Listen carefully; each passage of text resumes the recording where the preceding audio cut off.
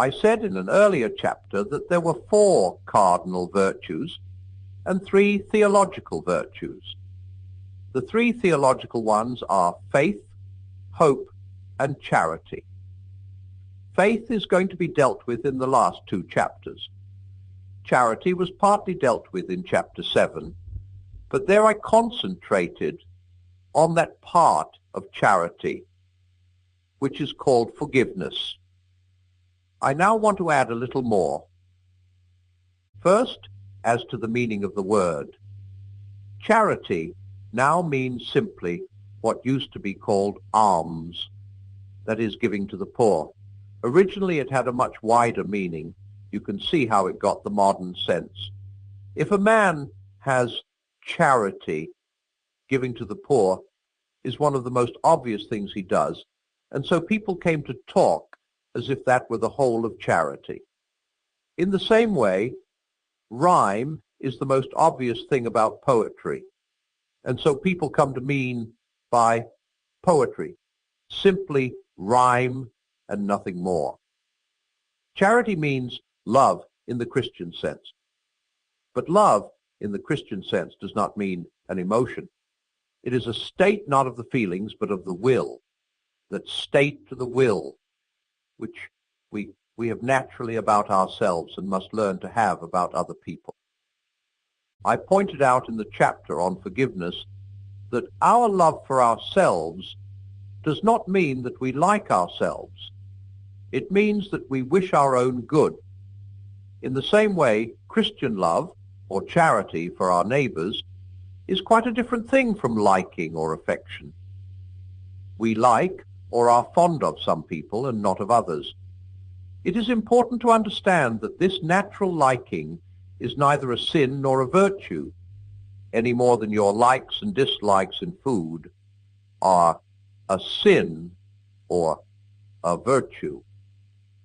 It is just a fact. But, of course, what we do about it is either sinful or virtuous.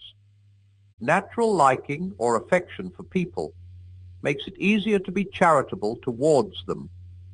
It is therefore normally a duty to encourage our affections, to like people as much as we can, just as it is often our duty to encourage our liking for exercise or wholesome food, not because this liking is itself the virtue of charity, but because it is a help to it.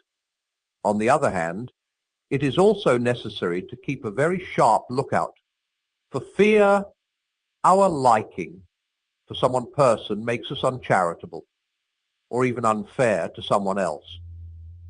There are even cases where our liking conflicts with our charity towards the person we like. For example, a doting mother may be tempted by natural affection to spoil her child, that is, to gratify her own affectionate impulses at the expense of the child's real happiness later on.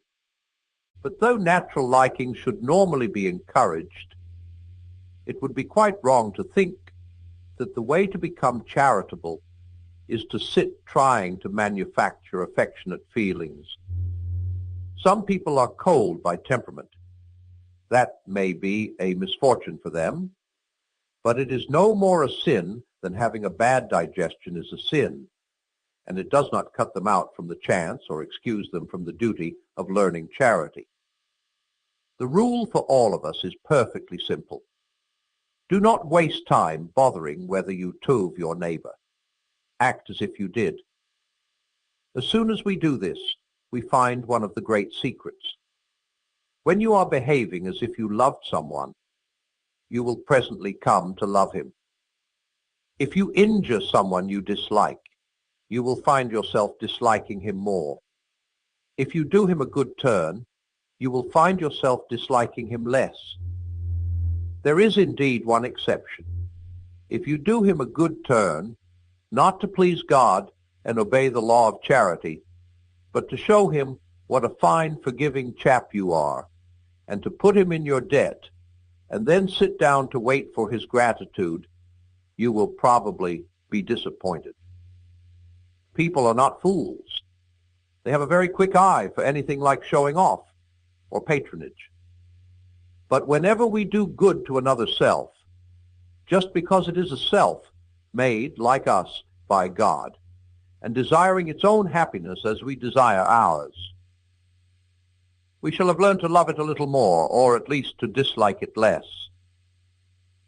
Consequently, though Christian charity sounds a very cold thing to people whose heads are full of sentimentality, and though it is quite distinct from affection, yet it leads to affection. The difference between a Christian and a worldly man is not that the worldly man has only affections or likings, and the Christian has only charity. The worldly man treats certain people kindly because he likes them. The Christian, trying to treat everyone kindly, finds himself liking more and more people as he goes on, including people he could not even have imagined himself liking at the beginning. This same spiritual law works terribly in the opposite direction. The Germans perhaps at first ill-treated the Jews because they hated them. Afterwards, they hated them much more because they had ill-treated them. The more cruel you are, the more you will hate. And the more you hate, the more cruel you will become. And so on in a vicious circle forever. Good and evil both increase at compound interest. That is why the little decisions you and I make every day are of such infinite importance. The smallest good act today is the capture of a strategic point from which, a few months later, you may be able to go on to victories you never dreamed of. An apparently trivial indulgence in lust or anger today is the loss of a ridge or railway line or bridgehead from which the enemy may launch an attack otherwise impossible. Some writers use the word charity to describe not only Christian love between human beings, but also God's love for man and man's love for God. About the second of these two, people are often worried. They are told they ought to love God. They cannot find any such feeling in themselves. What are they to do? The answer is the same as before. Act as if you did. Do not sit trying to manufacture feelings. Ask yourself, if I was sure that I loved God, what would I do? When you have found the answer, go and do it. On the whole, God's love for us is a much safer subject to think about than our love for him. Nobody can always have devout feelings, and even if we could, feelings are not what God principally cares about. Christian love, either towards God or towards man, is an affair of the will. If we are trying to do his will, we are obeying the commandment, "Thou shalt love the Lord thy God." He will give us feelings of love if he pleases. We cannot create them for ourselves, and we must not demand them as a right. But the great thing to remember is that, though our feelings come and go, his love for us does not. It is not wearied by our sins or our indifference, and therefore it is quite relentless in its determination that we shall be cured of those sins, at whatever cost to us, at whatever cost to him.